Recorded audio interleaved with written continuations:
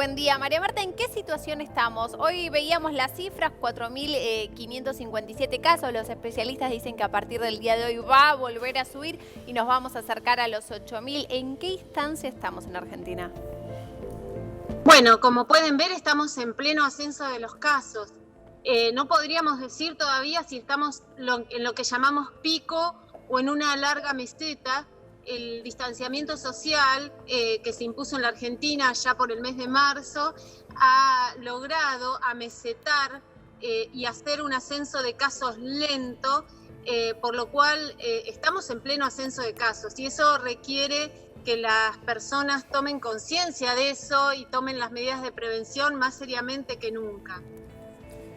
A ver, vemos una tasa de mortalidad que, si bien tenemos números diarios que superan los 100, a veces baja un poco, pero es una tasa dentro de todo razonable, ¿no? ¿O se espera menos? Digo, ¿cómo es ese porcentaje?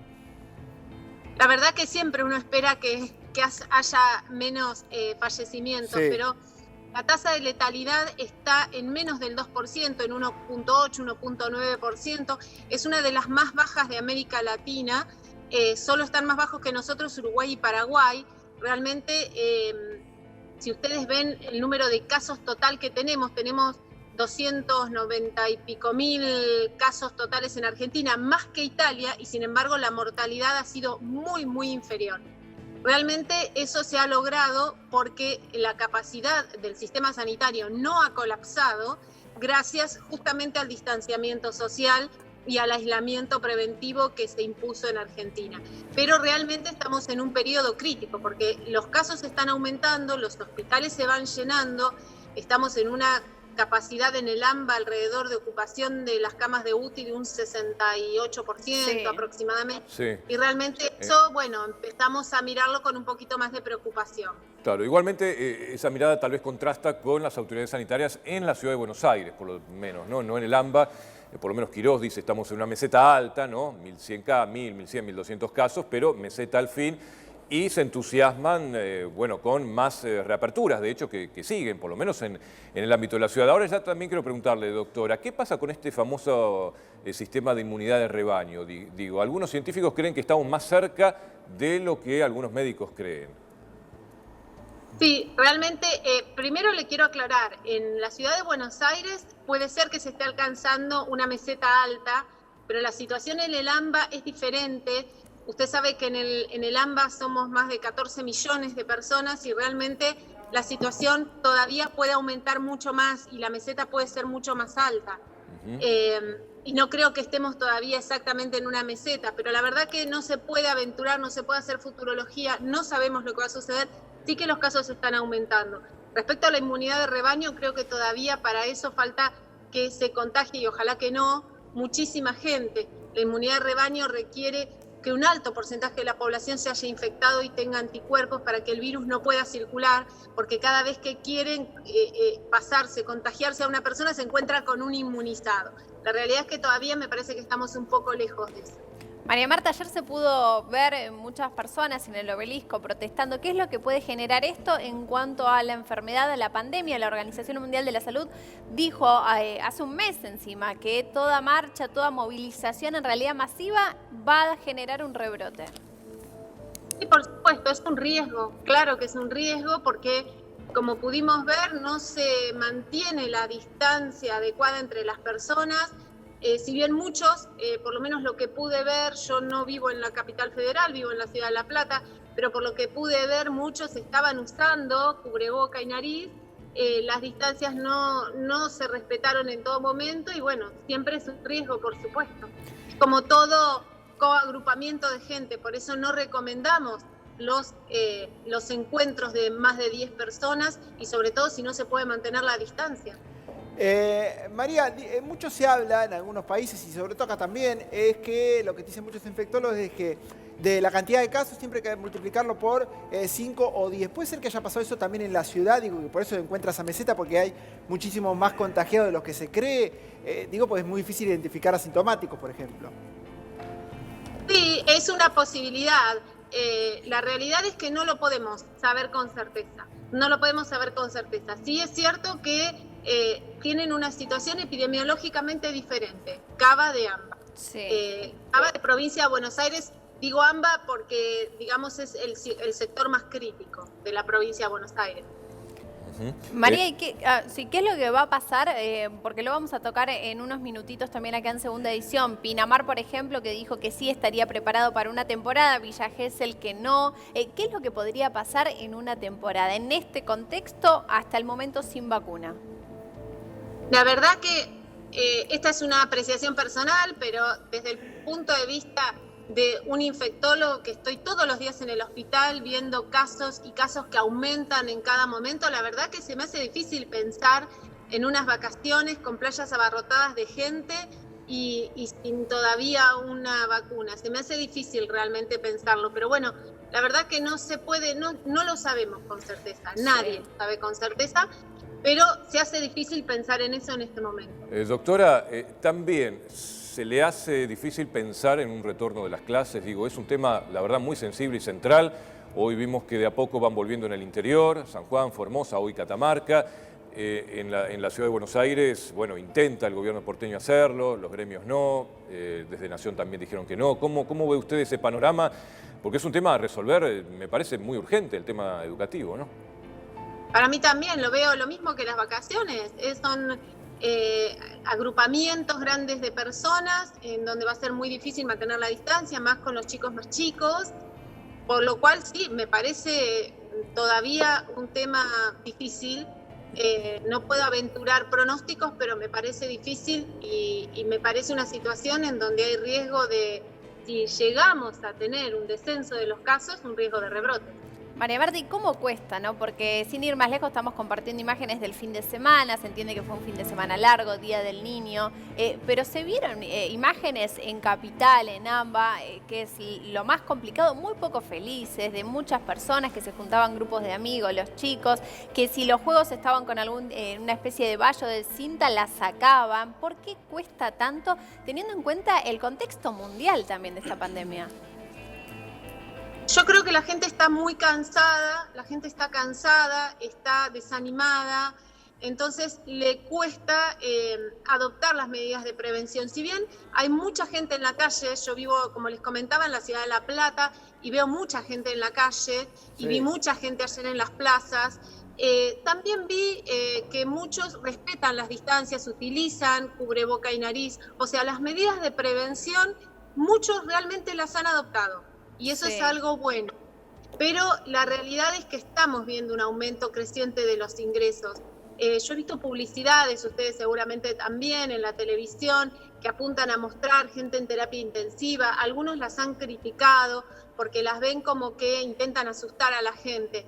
Pero los que estamos todos los días en los hospitales, viendo realmente a las personas ingresar con neumonía, nos parece que es necesario concientizar porque eso también está sucediendo. Claro, hablando de eso, quería preguntarle, porque es importante ese mensaje, doctora. ¿Qué cantidad de jóvenes, usted que trabaja en hospital público, qué cantidad de jóvenes son los que ingresan también al sector público afectados por el coronavirus? Porque, para desmitificar un poco esto, ¿no? Digo, de que esa franja etaria prácticamente es invulnerable al virus. La realidad es que las formas graves en los jóvenes prácticamente no las vemos. Vemos algunas neumonías leves en pacientes jóvenes, pero no neumonías graves. La realidad es que a partir de los 40, 50 años podemos empezar a ver ahí sí formas más graves que pueden requerir oxigenoterapia. Pero sí aumenta el número de casos todos los días, en jóvenes y en grandes. Claro. Y esto también es un riesgo para los convivientes de esos jóvenes.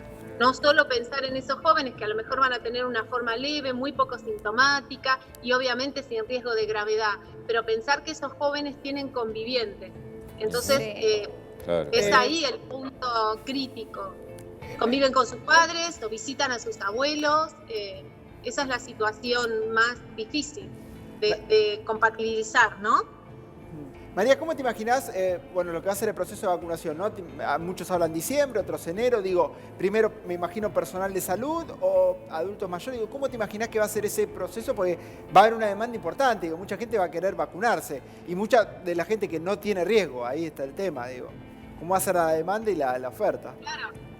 Sí, por supuesto, están todos muy ansiosos porque llegue la vacuna, pero en general lo que correspondería sería que se vacune primero el personal esencial, que no solamente el personal de salud, sino también el personal de seguridad, que son los más expuestos y son los que tienen que cuidar al resto, y luego sí, por supuesto, los que tienen factores de riesgo y los adultos mayores. Probablemente sea una de las pocas vacunas en donde los niños no van a tener la prioridad absoluta, sino los adultos mayores, las personas de riesgo y desde ya los primeros, el personal esencial, que son los que cuidan. Y nos llamó la atención la cantidad de contagios que hubo en el Durán y lamentablemente un enfermero falleció. ¿Por qué se dan estos contagios? Teniendo en cuenta la información que hay, la prevención que sabemos y los cuidados que están teniendo.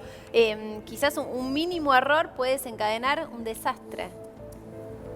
Sí, el personal de salud está muy expuesto. El uso del equipo de protección personal debe ser muy a conciencia y debe contar el personal de salud con todos los elementos necesarios. También hay algunos contagios, no digo la mayoría, no digo todos, por supuesto, que se dan en el personal de salud en los momentos de descanso, no en el momento del trabajo. Por lo menos eso nos ha pasado a nosotros en nuestros hospitales. Claro, cuando uno baja la guardia por ahí un poquito, se relaja un poquito. Cuando va a comer o cuando hace una pausa, estamos cansados, a veces nos descuidamos, nos relajamos en un momento y ahí se producen los contagios. Pero bueno, por supuesto que esto quiere decir que el personal de salud tiene que usar el equipo de protección personal a conciencia, que lo debe tener disponible, debe tener todos los elementos a su disposición, pero no solo, no debe relajarse en los horarios de trabajo, sino tampoco fuera de su casa. Claro, porque si no, es que puede no llevar la están... infección a sus compañeros. Justamente, están primero ahí, donde sabemos, hablamos todo el tiempo de un virus invisible, ustedes están ahí donde saben que está el virus. Y me imagino que tienen todos familias, ¿cómo es la vida? Y cuando hablas del cansancio de los médicos, también me imagino que son decisiones, por supuesto, de dejar de ver a un grupo familiar, de aislarse también y ir solo a trabajar, sabiendo que está el virus ahí, con todo ese estrés, con el tiempo que ya llevamos con esta pandemia en Argentina. Bueno, hay algunos profesionales y algunos miembros del equipo de salud, enfermeros o técnicos o mucamas, que han decidido alejarse de su familia porque tienen algún conviviente de riesgo. Pero la realidad es que por lo menos en el ámbito donde yo trabajo no son la mayoría. Nosotros contamos con equipo de protección personal, hemos capacitado muchísimo en el uso de protección personal y además de la capacitación inicial, hacemos charlas de concientización de la importancia de no bajar la guardia, para decirlo de alguna manera, en el uso de los elementos y en las medidas de prevención. Entonces, podemos realmente, si nos cuidamos, volver a nuestras casas seguros. Sí. Incluso, a ver, la tasa de contagio es un número muy positivo, es un buen número. Al principio, como en todos los países, hubo mucho contagio, pero quizá porque todavía no había los cuidados suficientes y demás, pues no tenían el material. Pasó en todo el lado, pero dentro de toda Argentina tiene una buena tasa con el personal médico. Sí. Menos del 2%, sí, que no es mucho. Decían las últimas estadísticas. De todas maneras, teniendo equipo de protección personal, no debería haber personas que se contagien dentro de la institución. Lo que pasa es que, reitero, es importante que se cuiden adentro, pero también afuera. Claro. ¿Cree que están faltando testeos, doctora, o que se comenzó tarde a testear? Tal vez hubiera sido bueno, ojalá hubiéramos podido testear más rápido, pero no considero que sea el punto crítico. Es mi opinión personal, no considero que sea un punto crítico. Por supuesto que tenemos deficiencia de testeos, ustedes saben que cambió el algoritmo diagnóstico, porque realmente tenemos dificultades en testear a todos. Ahora consideramos positivos a los convivientes sintomáticos de un caso positivo confirmado. Claro. Ha cambiado el algoritmo, ese no se hisopa. Bueno, hay algunas excepciones a esta norma, pero en general sí, probablemente hubiera sido bueno contar con más testeos. De todas maneras, no me parece que sea un punto crítico, me parece que se ha trabajado bien. Sí, y fue largo también el proceso. ¿Qué es lo que pasa con los colegios y las clases presenciales que están en algunas provincias?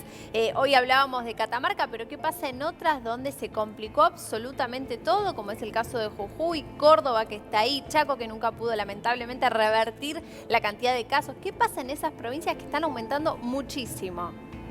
Claro, lo que pasa es que la situación hay que ir evaluándola momento a momento. Uno puede ir haciendo aperturas, flexibilizaciones, pero luego tiene que ir evaluando el impacto que esas aperturas y esas flexibilizaciones tienen en el correr de la pandemia.